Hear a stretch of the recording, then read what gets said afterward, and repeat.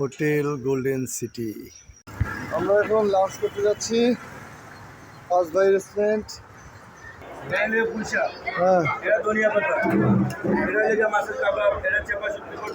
Lunch শেষ করে আমরা হযরত শাহজালাল রাদিয়ান মাজার এখন ট্রলার ছেড়ে যাচ্ছি।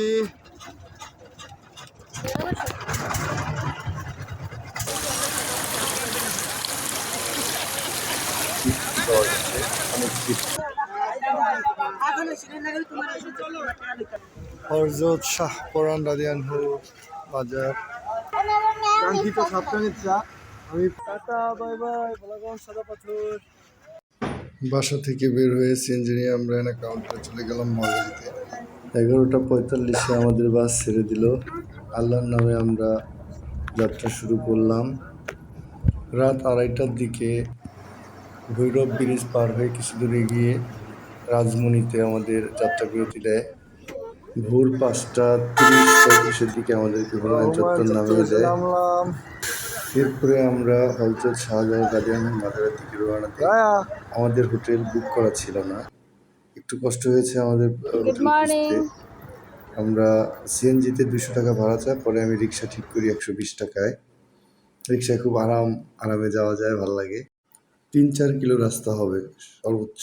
সেই সুরমা নদী, ব্রিজটার নাম কি? সুরমা ব্রিজ। ঠান্ডা বাতাস, ঠান্ডা বাতাস। Hotel golden city. আমরা শুক্রবার যাওয়াতে আমাদের হোটেল খোঁজাখুঁজি করতে অনেক প্যারা লাগে। তারপরে আমরা পূর্ব জিন্দা বাজারে একটা হোটেল পাই, 2500 টাকায় কাপল বেড পেয়ে। বাবা, এই হচ্ছে আমাদের রুম। টিভি আছে, উইন্ডো এসি।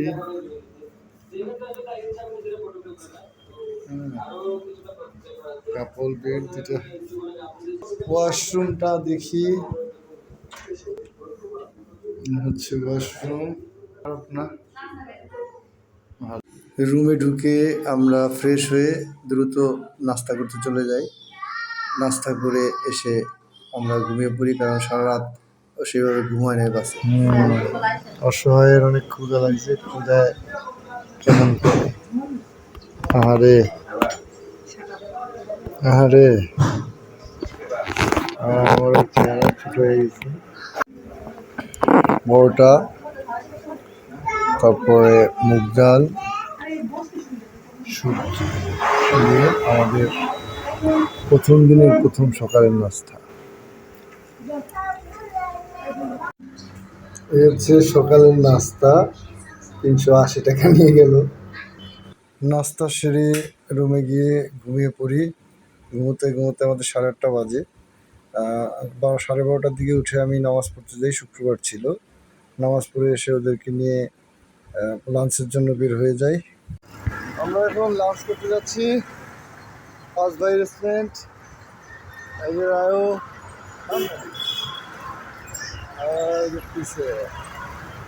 পিছে দেখো,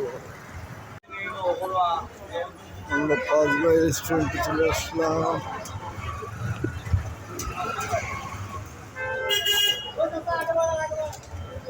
প্রচুর পরিমাণে ভিড়।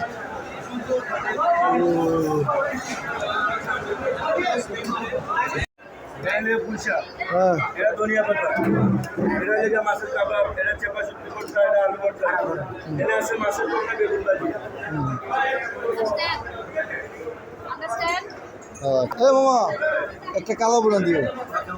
আর শুধু কালা বোনা দিয়ে খাচ্ছে, আর আম্মু এক্সার ভর্তা পাগল, এখন আবার কালা বোনাও খায়। আর আমি বেগুন ভর্তা, পুঁই শাক, তারপরে খাইতে পারি। সোহেল, আমাদের সোহেল এসছে শরীরপুরে। লাঞ্চ শেষ করে আমরা হযরত শাহজালাল রাদিয়ান মাজার জিয়ারত করতে গেলাম। লাঞ্চের পরেই আমরা সিএনজি ঠিক করি সরাসরি ভোলাগঞ্জের উদ্দেশ্যে।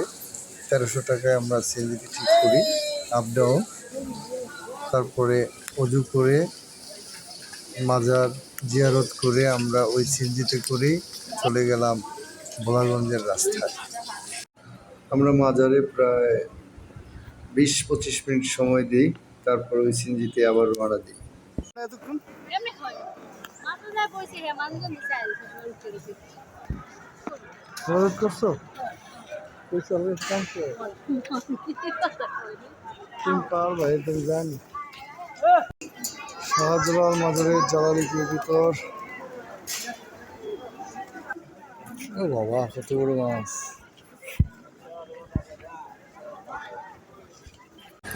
মাজার জিয়ারত করে ভোলাগঞ্জ সাদা পাথর দেখার উদ্দেশ্যে আমরা বের হয়ে গেলাম।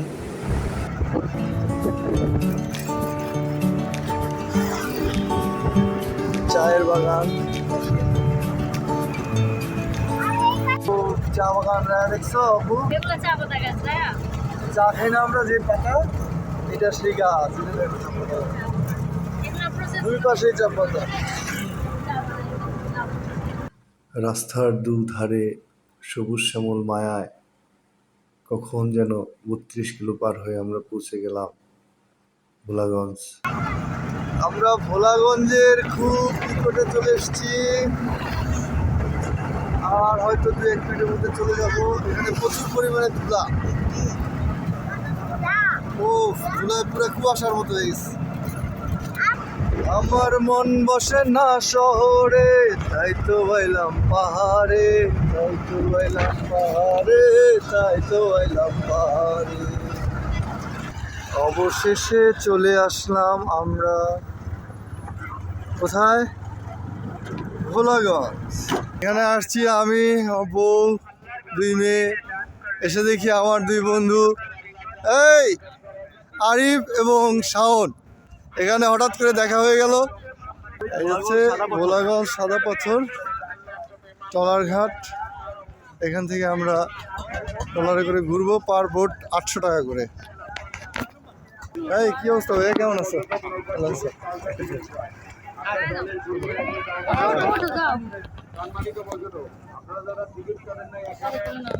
আমরা এখন ট্রলার ছেড়ে যাচ্ছি।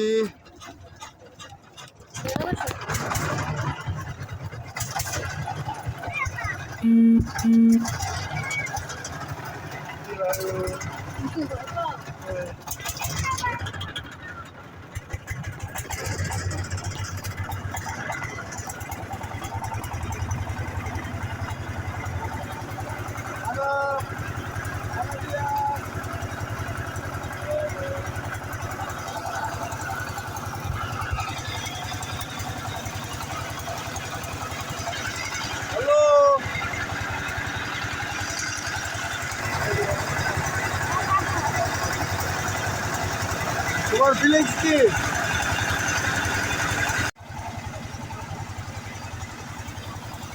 কোনো এক অসভ্য এই যে পানির বোতল ফেলা গেছে। পানিগুলো দেখতে খুব স্বচ্ছ, সুন্দর লাগে।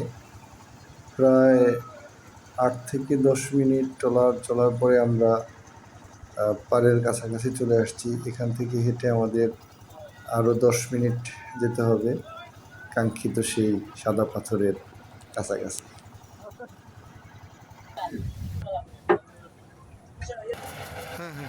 একে একে আমরা সবাই বোট থেকে নেমে গেলাম।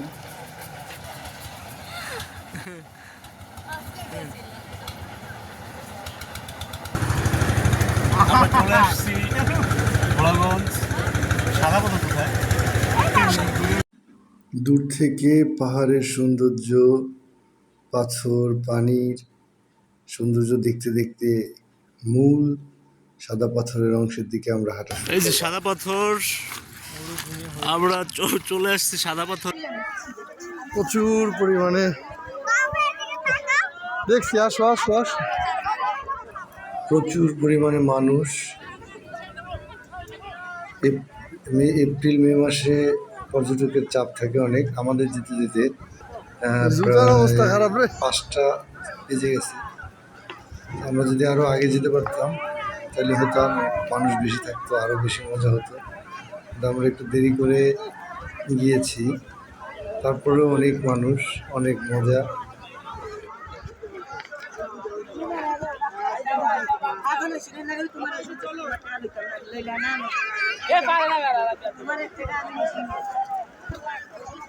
নিজে তো নামবা না, না পাও তো ভিজে দিই পারো। এর মধ্যে দিয়ে ভিডিও করতে গেলে পড়ে যাবো। আর পয়েন্টে যাওয়ার জন্য হাঁটার পথে পাথরগুলো দেখে সবাই হাঁটবেন, আর যারা বাচ্চা নিয়ে যাবেন বাচ্চাগুলো করে খুব সাবধানে যেতে হবে, কারণ পড়ে যাওয়ার রিস্ক অনেক থাকে।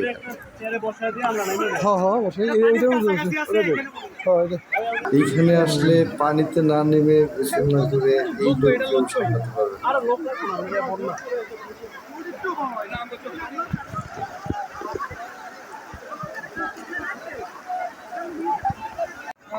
হাই। আর যারা যাবেন অবশ্যই প্যান্ট গেঞ্জি নিয়ে যাবেন, মানে গোসল করে চেঞ্জ করার মতো জিনিস নিয়ে যাবেন। আমি ভুল করেছিলাম, কিন্তু ওখানে কিনতে পাওয়া যায়। আমি আমার মেয়েরটা কিনে ফেলি, কিনে আমরা নেমে যাই। 100 টাকা করে গেঞ্জি নেবে, আর প্যান্ট 150 টাকা 20 টাকা তার থেকে যা নিতে পারে। আর মেয়েরটা কিনেছিলাম 50 টাকায় অনলি।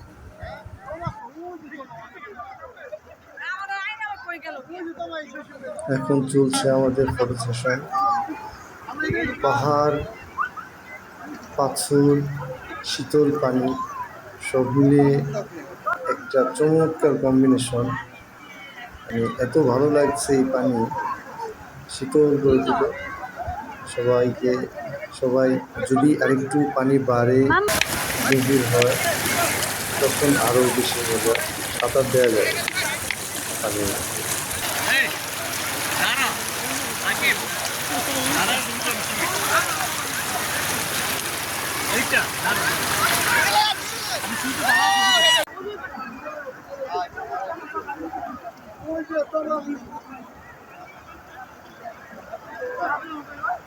আমরা পানিতে নেমে ছবি মজা করতে করতে কখন যেন সন্ধ্যা হয়ে গেল।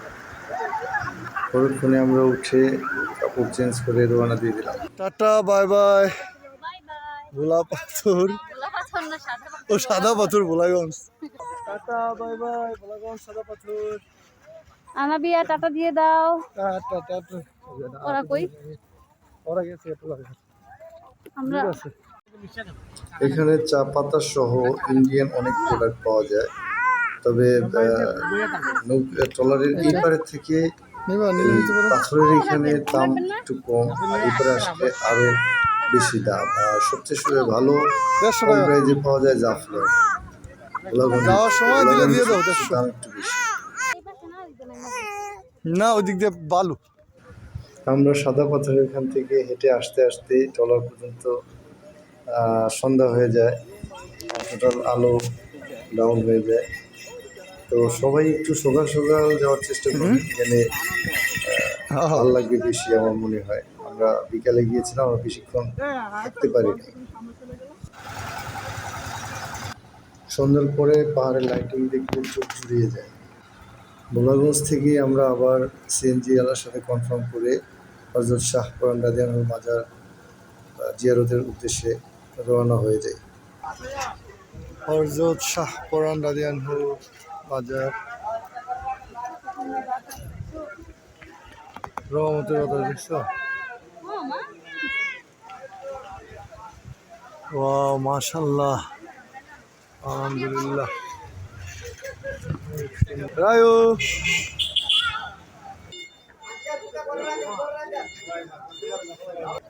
শাহপুরান জিয়ারতের পরে আমরা সাতরঙের চায়ের উদ্দেশ্যে ওখান থেকে আরও 3 কিলোমিটারের মতো জাফলং রোডের ওইদিকে যাই। তারপরে আমরা সাতরঙের চা খেয়ে আসি। কাঙ্ক্ষিত সাতরঙের চা আমি প্রথম খাচ্ছি। আপনার দেখতে ভালো লাগে। সাতরঙের চা টেস্টের পরে আমরা চলে গেলাম পানসি রেস্টুরেন্টে রাতের খাবার খেতে। রাতের খাবারের এক্সপিরিয়েন্স খুবই বাজে। তো সিএনজি আমাদের থেকে আরও 400 টাকা বেশি নেয় শাহপুরান এবং সাতরঙের চা টেস্ট করানোর জন্য, মানে এই 2 জায়গা ঘোরায় একসাথে। এই যে ভর্তা, শুটকি ভর্তা, পুরুল ভর্তা, এত ঝাল, আমার বউ এত ঝাল করে তাও খেতে পারে না। রাতে আমরা হোটেলে থেকে সকাল 11টার দিকে আমরা এনা কাউন্টার থেকে এনা বাসে করে ঢাকার উদ্দেশ্যে রওনা দিই। আসার সময় আমাদের যাত্রাবিরতি দেয় হাইওয়ে ইন রেস্টুরেন্টে। খাবারের মান মোটামুটি ভালো ছিল। তো সর্বোপরি সব মিলে আমাদের এবারের ট্যুর খুব ভালো হয়েছে।